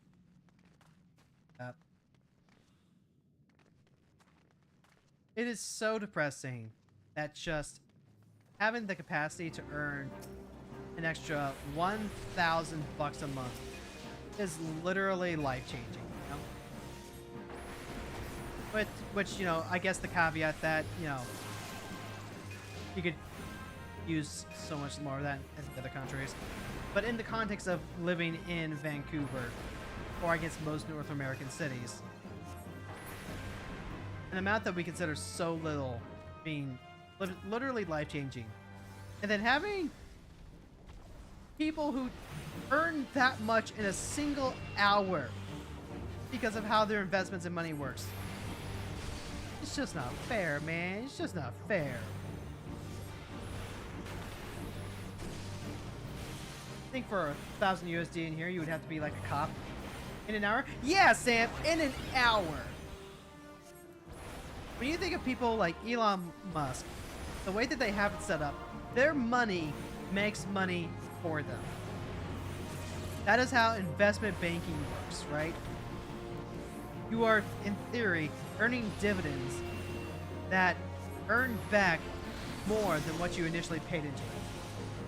So you eventually get to a point where every hour of every day, whether you are awake or asleep, whether you are just sitting on your ass or even just like on the brink of death, you are making more money per hour than 99% of the world. Think about how many people there are in the world, and you're doing better than 99%. This is what we mean by the top percent.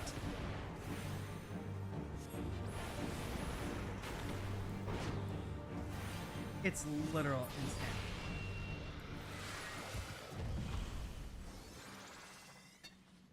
insanity. And people are sick of it. People are so.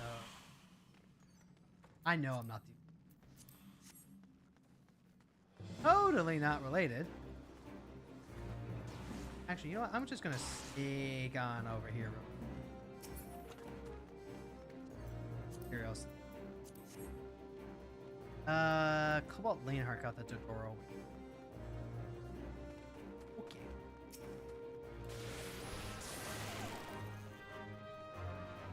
I don't have access to my triple cast either. It'll be fun. Yes.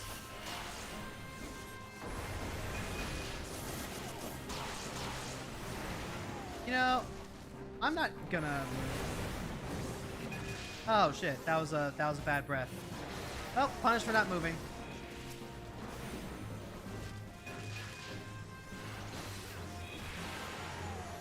Oh, and the tank's dead. Tank is dead, huh?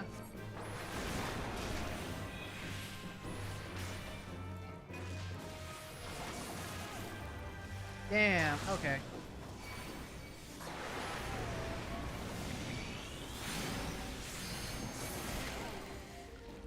I guess I could have swift cast there, huh? Yeah, if I had done a swift cast, that might have helped out.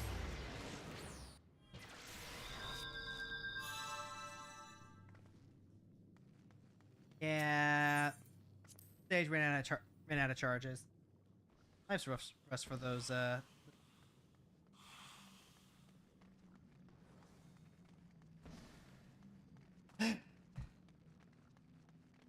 Yeah, do I rant too much? Do I when I pop off, do I just like go off on tirades that everyone is hearing? We do discuss stuff like this ad nauseam.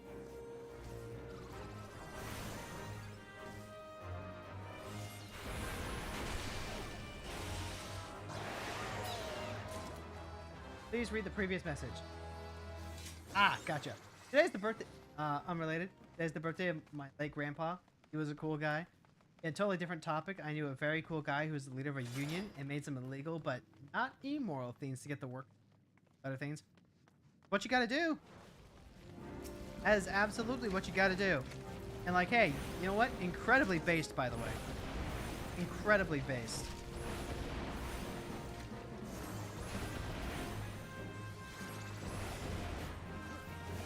I got blink blonked.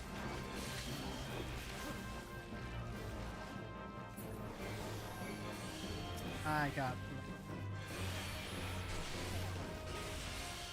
QQ.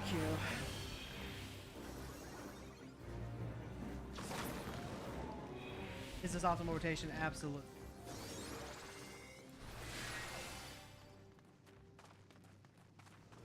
Ow. But like, I'm tired. I am tired. I want to go shopping. I want to get my Costco chicken and my Costco hot dog. I want to sit down. I want to relax. I want to wake up tomorrow and feel like everything's going to be okay. I want to break free. I want to break free. I want to learn songs by their lyrics and not the melody. I want to sing great. I'd like to sing good. It's less of an issue with actually singing and just learning how words go.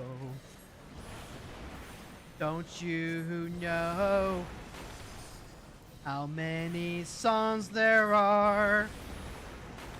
I try so hard to listen and pick out all of the words. God knows that my hearing is awful now. Comprehension. If only I knew how, it'd make conversations worth having today.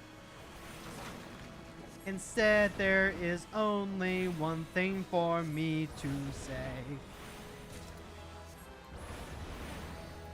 I need a lyric sheet so I can read these things that I wish I could say to my mother, but instead I'm just suffering here. Oh well, it is what it is. There we go, that's a Wondrous Tales knocked off. Nice.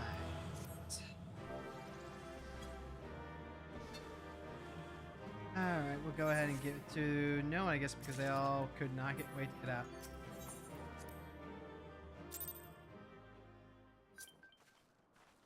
Man, our grandparents' generation fought so hard to get unions and voting rights set up. They fought so fucking hard. And then the administration was like, how do we undo all? This is, unfortunately, kind of what happens with the two-party system, isn't it? Like, the pendulum will always go back and forth, but if things are bad, people will always, always, always just pick the other party because they assume that the problem is with whoever's in charge. Even if that's just like completely incorrect. Because they will register that something is wrong with the system, and then they will just like monkey brain their way to try and get out of it.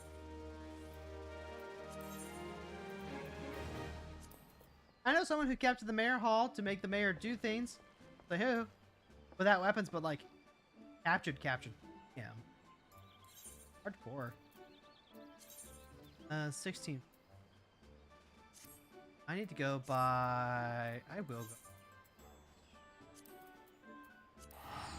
Stuff.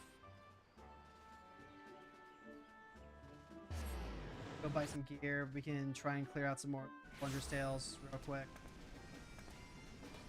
I've already got all my caster gear, right? I've got all my caster fire ends. Let's go buy the gear so that way the dancer can be upgraded too. Don't have to worry about the dance parts.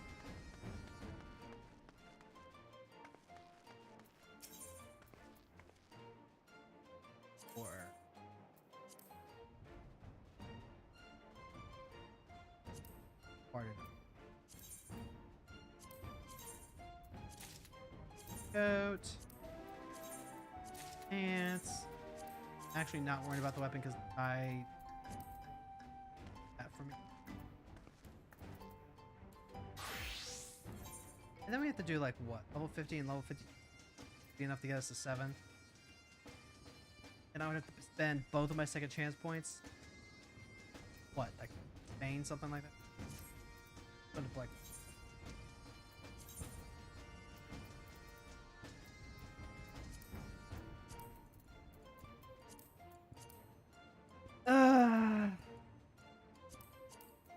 I'm at a loss, chat. I am at a loss because I am trying so hard to figure everything out. And the only thing I can really do is just keep forward. But I need to be making enough progress that no one feels trapped, you know? No one feels like we're not making progress. Like, life doesn't have to be constant progress, but if you notice that something's wrong and you're not actively making changes to try and, like, address it, that's issues. My wife has a fuck around and find out trans flag, one with the gator on it.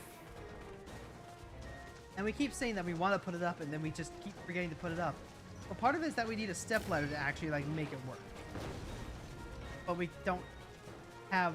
We keep, like, forgetting to not... to grab step ladder, right? Right. We just need something easy. Accessible. Also, can I, like 5 to 8 minutes? Yeah, I would like that. I would like that very much. I would very much like to cut down the amount of time that we have.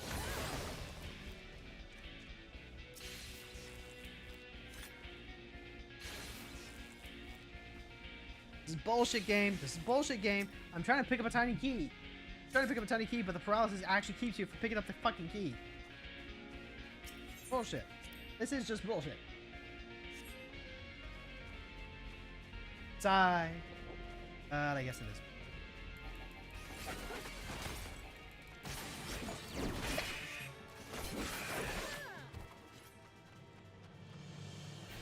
I'm even just the air from being dead.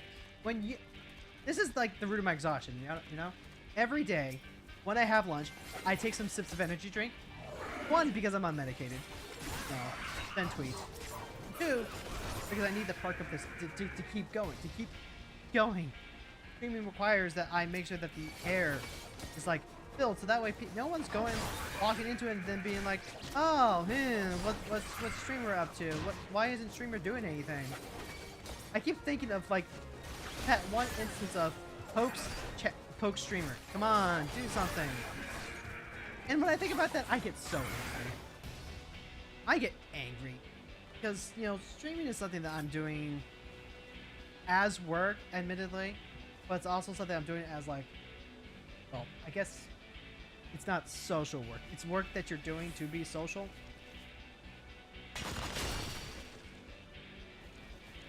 So when you just have someone come in and they're like, streamer's not doing anything interesting. Streamer's not doing anything cool. Streamer's not, like, you know, pogging out of their mind right now.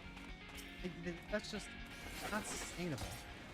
And I feel like when you get to a certain point in terms of streaming, you can just chill out and relax. Come on, streamer, have a good day. Okay, I will. I will. Thank you, Sam. Thank you. I guess we're just kind of airing grievances right now. The airing of the grievances will continue before we perform the feats of strength. If you get that, then got a similar sense of humor to my father, who showed me a few Seinfeld episodes back in my.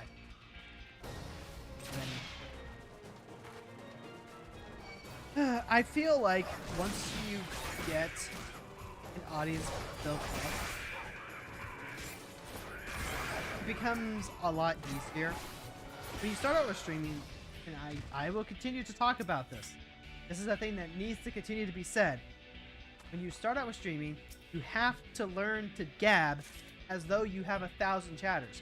Because when you have 1,000 chatters, you can't make individual banter with each one. So like, there's a sweet spot. There's a sweet spot between being a nobody and being one of the biggest streamers on the platform. Because when you're one of the streamers on the platform, chat is no longer individual friends and people that you recognize. It is an amorphous blob of opinions and thoughts and emojis and crungo.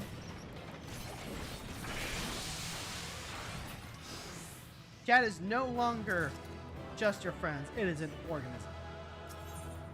In fact, linguists are saying that chat may actually be the long sought after fourth person point of view. Kind of cool if you think of it. 50-50.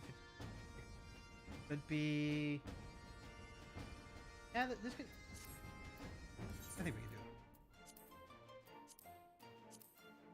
I think we can.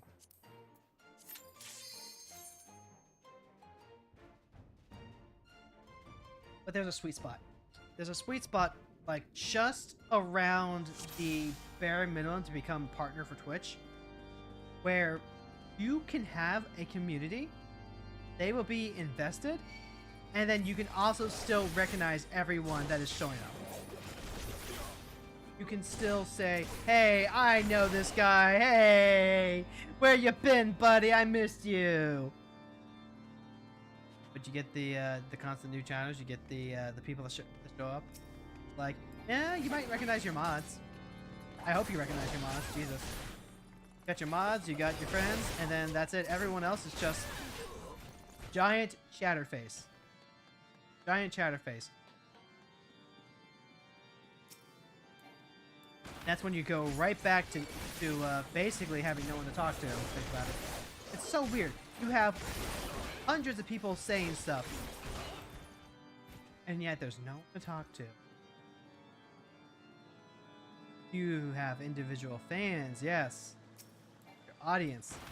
Your audience is just they. And what an odd place to be in. What an odd place to be. To have so many people following you and hating on your every word.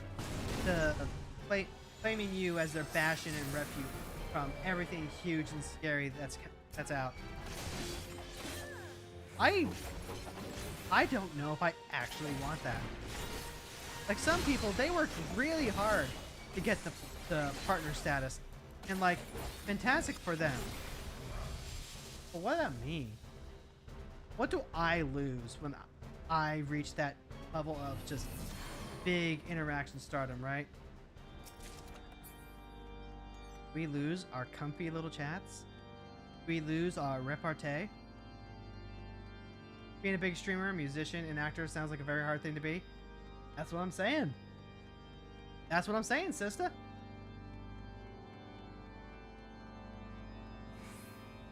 Like, you think about... Oh. I was actually thinking about this when I was watching Bohemian Rhapsody. The musical, the bio-musical about Queen. Probably mostly focused on Freddie Mercury. And there's a point where you become so big and so famous that you are no longer seen as a person, you are seen as an icon, a property of the public. And how dehumanizing it is, right? Like, they call them pop idols because you are literally an idol. You are literally a piece of worship as opposed to someone to just look at as an inspiration. As a human? But so many viewers don't show their face, it's better. I mean, yeah. That's part of why I'm a VTuber. Like, if I were to walk around Vancouver and I had someone come up and be like, hey, you're Hugo, right? I would be so confused. Because that means that they dug through some real deep history. I posted a picture of myself on Blue Sky, I think at some point last year. Like, just as a, okay, you know what, I could use a little bit of a self-esteem boost. Let's just post a picture affirming how hot I am. but I do prefer the anonymity of the internets. Like, I can make comments on YouTube videos, maybe with a voice. Yeah, that's not unreasonable. But like, I don't think people would look at me and get me on a voice, like on a glance. Like, they wouldn't see me across the street and then be like, ah, hey, you're a hero girl, right? I can recognize you from sight. As opposed to maybe somehow they got in a conversation with me for a little bit.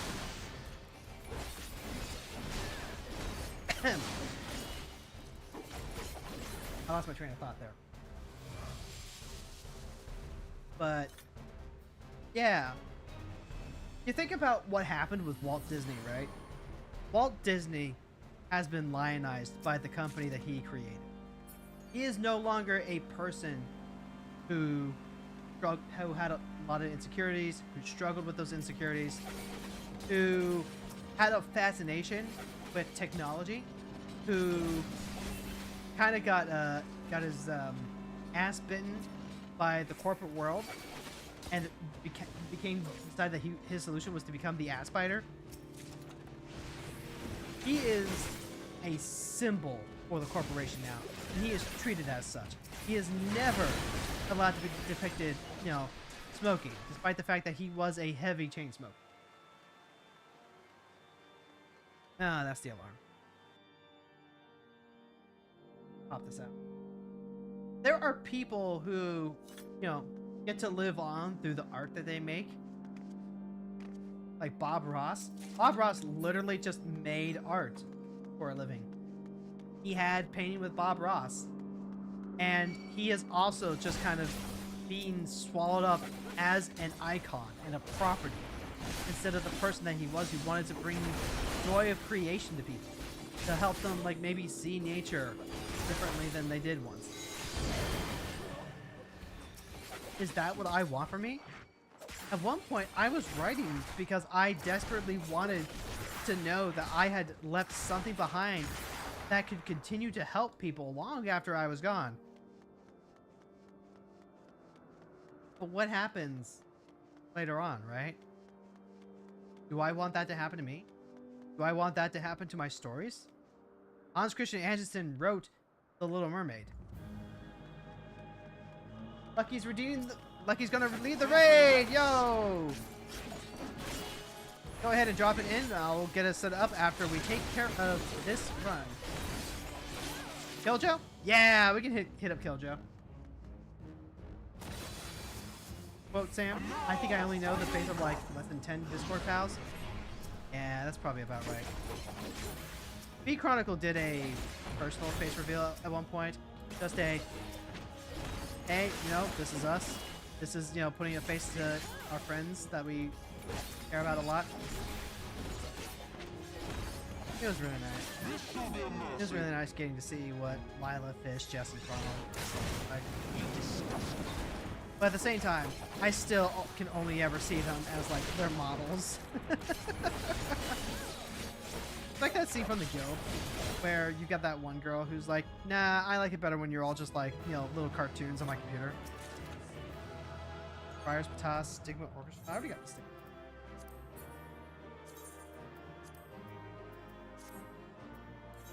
Seven. Oh, that's the number 8, actually.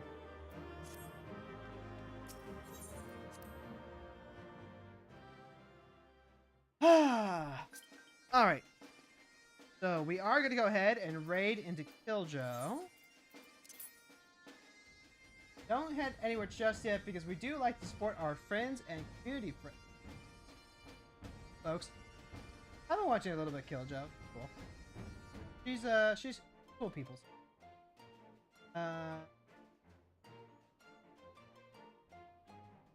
she is.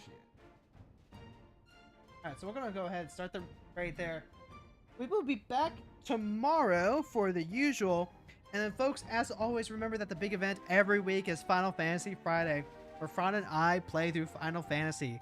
Right now, I'm playing through Final Fantasy VIII. We do have the girlfriend Ifrit.